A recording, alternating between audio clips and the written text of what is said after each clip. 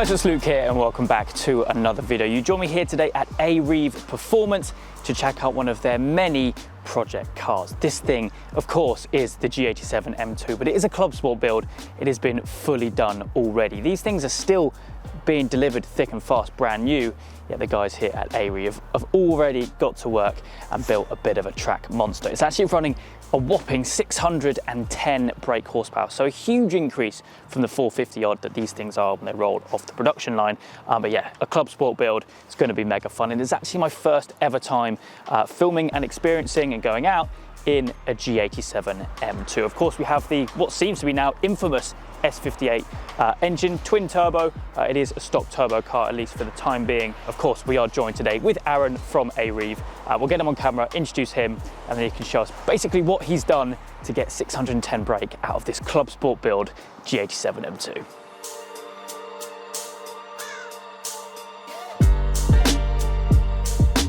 Okay, so we're joined now with Aaron with this absolute monster. I mean, you've been busy with this already, right? Yeah, it's been a really busy time with this car. Obviously, we had to get this car pushed out quite quickly. Yeah. Built the UK's first G87 M2 Clubsport. Absolutely. From collecting it to taking it out to the Nürburgring, it was built in 6 days. Oh, so you've already done a ring trip in it? Yeah, went over to the ring for the Circuit Days track day in October as the final track day, just to give it a bit of a shakedown. Dale from Bridge to Gantry took it out as well, and gave some really great feedback, and he really enjoyed the car as well. So literally it was a case of collecting it, bringing it straight here and modifying it? Yeah, pretty much. It done, so I actually gave it to my wife to use for a few days, taking the kids to and from school. She done about 500 miles in it, and went straight out for a track day. Awesome, that's what I like to hear. Performance-wise with this, it's a tricky one, isn't it? Because they are quite hard to tune. Yeah, currently, so the ECUs are all locked. We tune quite a few of them, these and G8 M3, but we have to send the ECU away to Femto in Finland. It's quite a long and drawn-out process. We generally takes about a week to 10 days to turn around. Whereas as it currently is, we've developed our own tuning box for these. So the hardware is made by a company we use in Germany. Then we've developed all our own software. But plug and play, 20 minutes-ish or so to fit.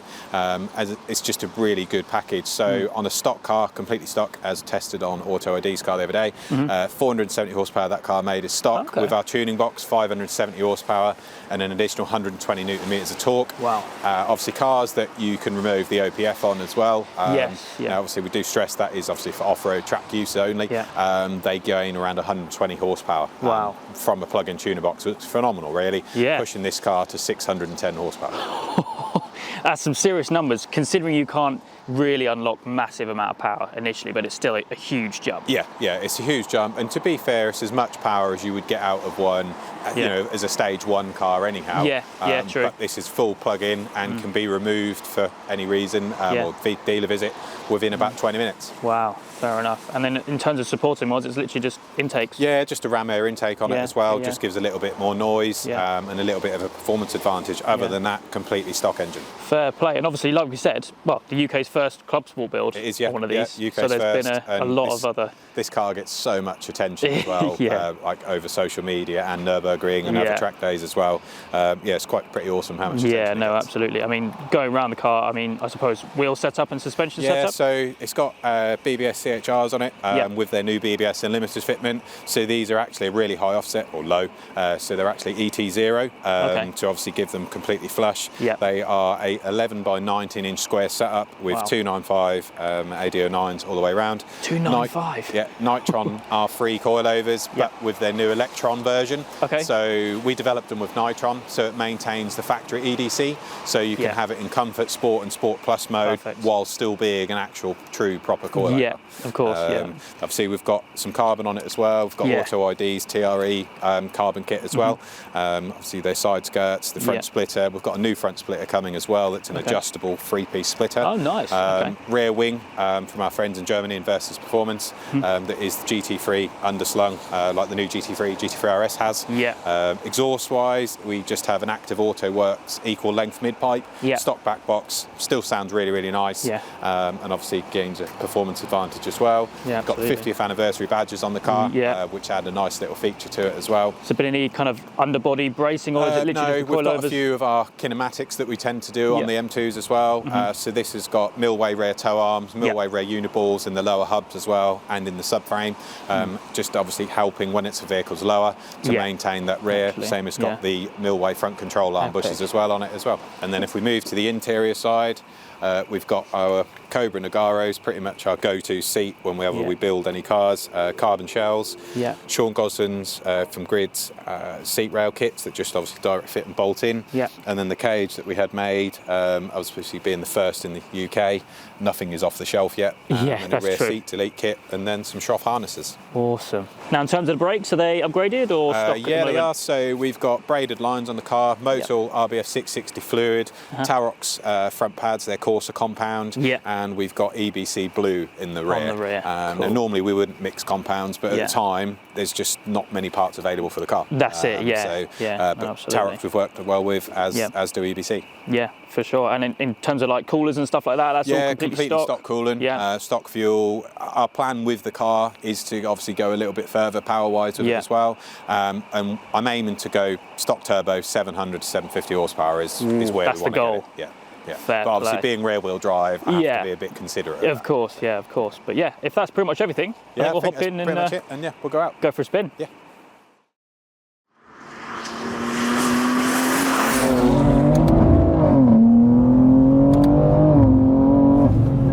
Shifts, you get like a really deep kind of explosion. It does. Obviously everyone said with the 8-speed ZF box it was the wrong gearbox for an M car, but having now tracked this and obviously had a G80 and then a Touring as a daily, it's phenomenal. And when you put XHP software in them as well, it really transforms them. XHP Stage 3 is faster than any DCT. I had it on my M140. It made a huge difference. So is this on the car now? Yeah. This has just got Stage 2 XHP. Sometimes the Stage 3 can be a little bit harsh, but it is really, really good. And the nice part of it, obviously, you knock it into drive and it just becomes a lazy auto just for commuting and stuff.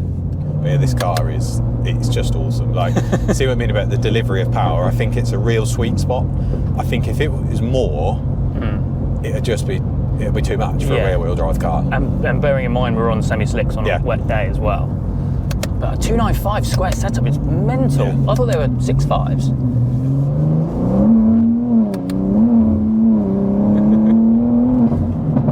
I see what you mean.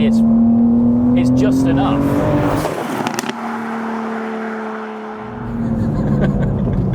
That's mega. And the car is just, having spent a lot of time with F-Series, the G-Series has just got so much traction. It's funny because when this was released, when the 240 was released, or any of the G-Series cars, everyone hated them at first. But they have got so much potential. Like, a day like today, so wet, so damp. But, we're on semi-slick AD09s and the car just is absolutely planted. Sounds incredible too. So just a mid-pipe.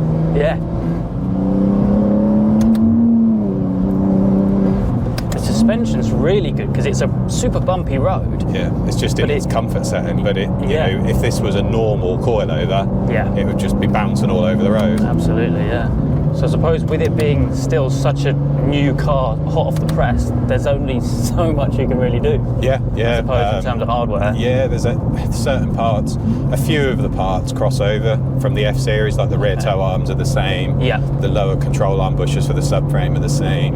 We're now working with PowerFlex to make a new diff brace for the G-Series. So we developed the F-Series one with them, and now we're working on the G-Series one as well. Very torquey.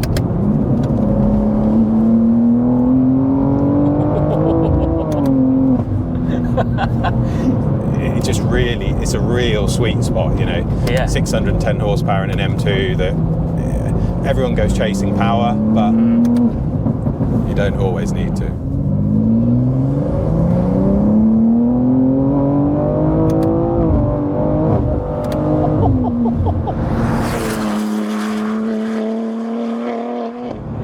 It just keeps on going. What's really nice with the torque delivery, the S58 though, on a wet track or road, if you keep it in that lower rev range so that it's not trying to wheel spin, it's using all the torque, just keep changing gear, being 8-speed as well, of course, it just keeps letting it pull. And you can get, be really fast pace on a wet track or road without revving the nuts off the car. Yeah, that's true.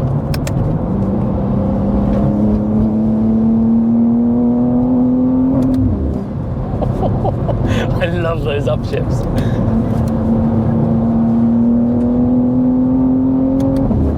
It handles the road really well. Yeah. Proper suspension on it. It's so composed. It's not, it's not trying to be bouncy and skip across the road. Yeah, it's not throwing the car everywhere at all. We're going over some pretty bad bumps as well. So I suppose plans for this then, you're going to maximise the power without touching the turbos? Yeah, I don't want to go hybrid turbos with it. Obviously, although the stock turbos will do 700 to 750, and you wouldn't want any more power because yes, you'll improve dragging numbers and stuff, but from building a track car, it's not going to be any faster. No, exactly, and less drivable, I suppose, on track really, because if you come out a corner in third and you're spinning, exactly, it's not ideal. It's like you see a lot of big powered cars on track days, but they aren't necessarily fast. They've just will get to a straight and have loads of power, and then get overtaken by some guy in an MX-5. In the corners,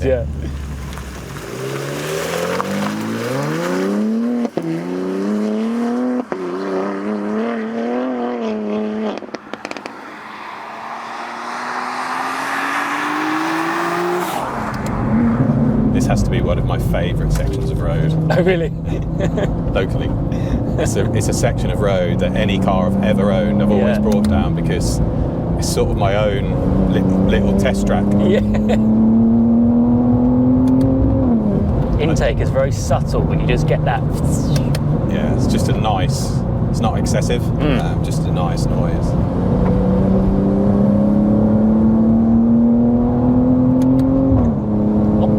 But yeah, I think a bit like the M3 and M4, the G series, G82, and when they first came out, everyone was like, no, hate them, not going to buy one. Now look at the audience for those. I think this is the same. I think BMW have always managed to do that with every generation of M car. Obviously, we've been involved in BMW M cars a long while, and I remember people doing it with the E92 M3, saying it's wrong to go to a V8, and it's a big heavy car, and you've come away from the 6-cylinder, and no one liked the looks of it. But now, E92 M3 has become a bit of a household M car, and specifically the G series as well.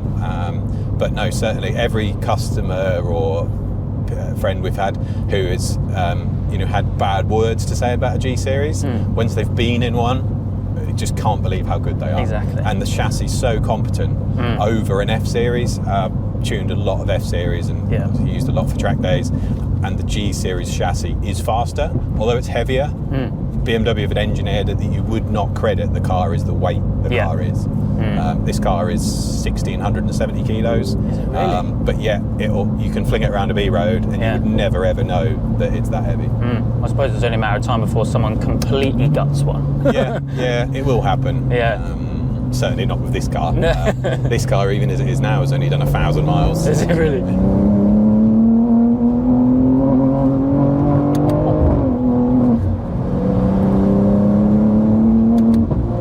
I think a lot of people are going to change their mind on them. I think they haven't already. There'll be a few around at track days this year, especially at the Nürburgring. Yes. But I think 2025 is probably where you'll start to see a few, as they've started to come out of warranty. And stuff like that. Because your customer base for people modifying cars that are brand new and still in warranty is considerably, obviously, smaller than that when a car is out of warranty. We've got a lot of customers who've bought these or G80 M3s and want to modify them, have already lined up what they want to do, but they're waiting for the warranty to run out because they don't want to invalidate it. There's not many people that will buy a car brand new and pull it to bits. Pretty much what happened with this. Pretty much what you do with every single car. But but it also creates a talking point with people as well. Absolutely, Some people think that you're absolutely bonkers for pulling a brand new car apart, but ultimately, all part of the fun. Someone buys a car, it's their car to do what they want to do with. Absolutely. But no, it's definitely a cool example to have your first experience in one of these. That's for sure. It's an awesome car. The more time I've spent in this car, and I haven't driven it an awful lot in all fairness, the more I just really get to enjoy it. There's a few of us going on a few road trips this year that we plan in the UK and obviously across the ring, and this will be my car of choice. That it's you know, quiet when you want it to be, and yet really capable car when you want it to be. Absolutely. And maybe I'll catch you out the ring then. Yeah, get a few laps hopefully in. be out at the ring. Yeah, that'd be really cool. But I do think that with a little bit of development of this car, I genuinely think we can get this car below 7 minutes bridge to gantry. Below 7? Yeah. You know, just feeling how this chassis feels in comparison to our F-Series. Yeah. And the times that this can do, and we've done a couple of albeit wet track days at Snetterton and got some really impressive times out of this car. And I think that somewhere like the ring especially, there's more flowing than a short circuit. Yeah. It is definitely a sub-7 car. Wow. Fair enough.